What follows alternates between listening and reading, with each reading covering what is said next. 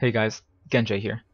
I've seen a couple of posts on Reddit recently about hardcore viable dual strike builds, as apparently all of the guides on the forums are for glass cannon blenders, so I thought I'd show off my current spec. First of all, this isn't my build. The duelist path that I'm taking is an incredibly common way to skirt the tree, and the actual build that I'm following belongs to Lendo Kaar, who is currently rank 4 on the Nemesis ladders, and all props go to him for this build. With that said, let's talk about the build. So this is a tanky blender duelist that relies heavily on high damage and high leech to stay alive, while retaining a reasonable health pool to tank almost any hit. While the final build is quite expensive, you can buy the gear piece by piece, as you really don't need any of the pieces to get this build off the ground. So with that said, let's go over the gear. There's two key uniques for this build, and they are the Bringer of Rain and the Soul Taker. Bringer of Rain gives you an effective 7 link, with the downside that you can't use a chest piece. However, given the abundance of stats on the helm, the only real downside is that it effectively uses up 2 equipment slots without giving you any elemental resistances, so it can be difficult to first cap your resist when you get into the late game. The other key unique is the Soul Taker, which is a pretty mediocre physical one-handed axe, but it has the crucial mod on it that your melee attacks won't fail based on cost. What that means is that even if your mana hits 0, you will still continue to attack. Note that it only prevents your attacks from failing based on cost, and doesn't actually remove the mana cost. So if you plan on running any spells with this build, they will need to be run on blood magic, as you will always be at or near 0 mana with this build. It's the synergy between these two uniques which really allows the build to take off, as normally you can't support an attack socketed into the Bringer of Rain without blood magic. However, the use of Soul Taker allows me to use a 4th offensive support gem. I'm using added fire damage, and the use of this support gem more than makes up for the low DPS on the Siege Axe. So the other benefit of the Soul Taker is that it allows your attacks to go off even if you have less available mana after reservation than one cast would cost. So as you can see, normally Dual Strike costs 66, however I can cast two 60% auras and one 40% aura with the help of reduced mana and some reservation nodes from the tree, and I have 9 unreserved mana. However, I can cast Dual Strike constantly, and even though my mana is depleting, I will not ever run out, and I will be able to cast that forever. So as for my choice of auras, I am running Determination, Grace, and Purity of Lightning. I chose Purity of Lightning because I find lightning elemental damage to be the most dangerous of them, as both Piety and Dominus, which are considered the most difficult bosses in the game, do majority lightning damage. Also, I could have used Purity of Elements, and I do swap this in for elemental weakness maps.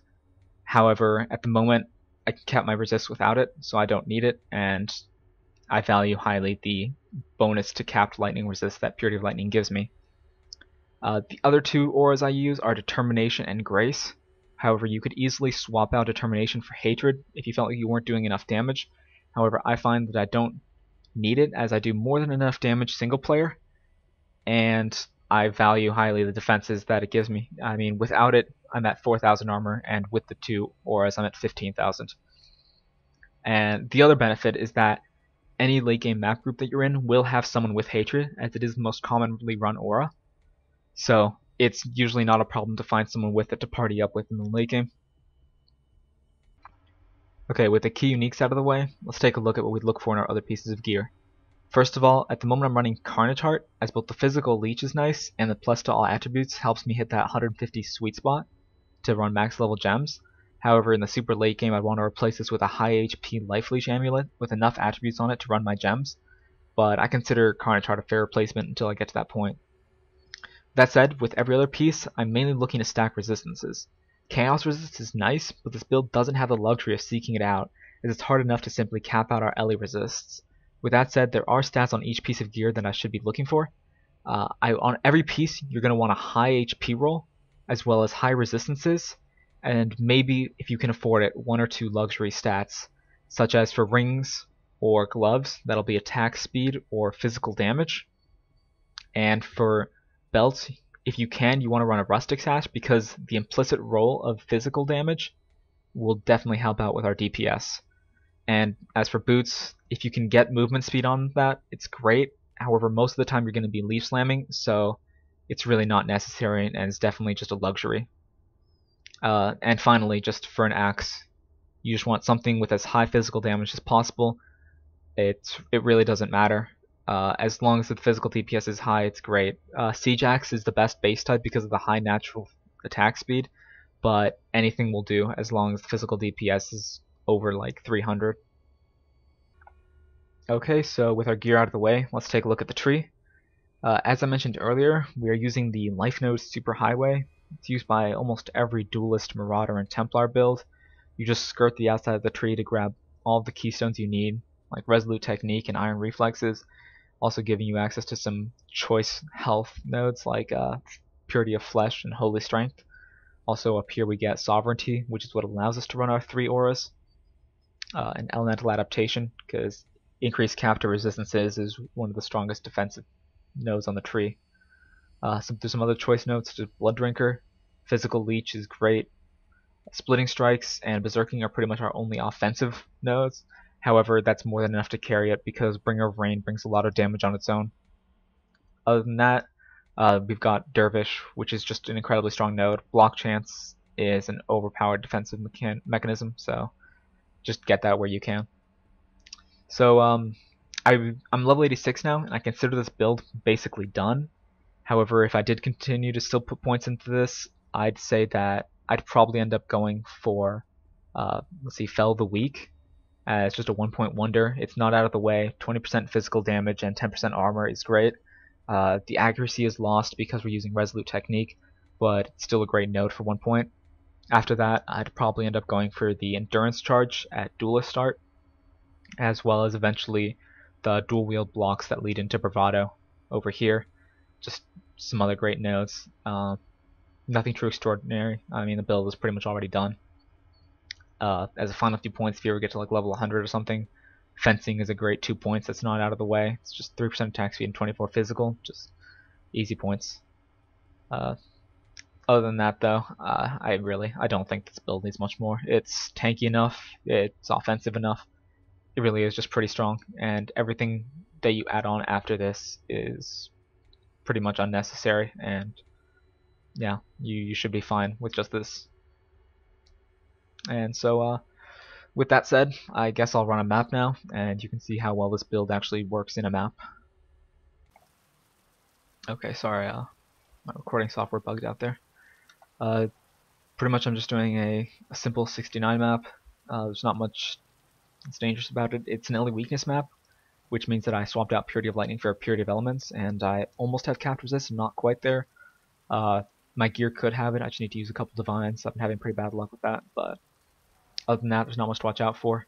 The one thing to note is that it is a promenade map, which means that the bosses do use Lightning Thorns, which, because of the high attack speed of this build, which is like 0.13, you can one-shot yourself on that, like in one multi-strike. So before you get to the final boss, you're going to want to swap add fire damage for life gain on hit, just because it almost acts like a mini Ball Pact. Unlike Life Leech, life gain on hit is instant, and therefore you won't be able to one-shot yourself, especially because of how quickly you're attacking. Life gain on hit is almost as good as Life Leech. So other than that, one thing I forgot to bring up earlier is that even though I pass right by it, I don't gain on Wavering Stance, and the reason for that is because one of the gems on the Bringer of Rain is Blind, and the combination of Blind plus a quality Enfeeble gives you a pseudo evasion percentage chance of like 75%. So that means that even though you have Iron Reflexes and you have like no base evasion, like just the fact that you have a chance to evade means that you can evade 75% of attacks if you bother to enfeeble foes. Although I almost never do that, just because there's very few things that are threatening enough for me to bother to take the time to do that. So as you can see, this build just melts through mobs.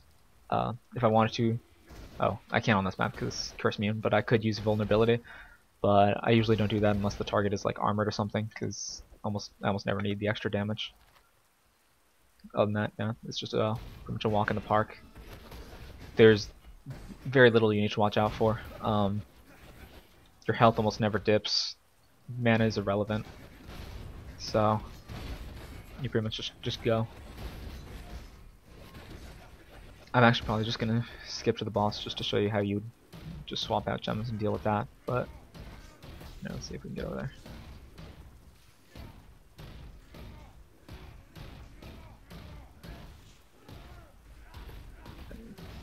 obviously with any other build, especially one without Unwavering Stance. You need to worry about desync. If a mob stuns you while you're leap slamming, and you won't notice during the leap slam, but you might get teleported back without knowing. So it's nice to have like an OS command, not 100% necessary. So say swap life on hit for add fire damage, and you can also do this for other scary bosses. Let's see, okay, so let's let her get some lightning thorns up on things. I'm just not really doing it. Oh, but yeah, you can see that.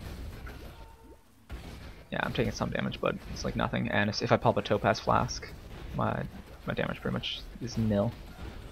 I mean, this build is incredibly defensive if you want it to be.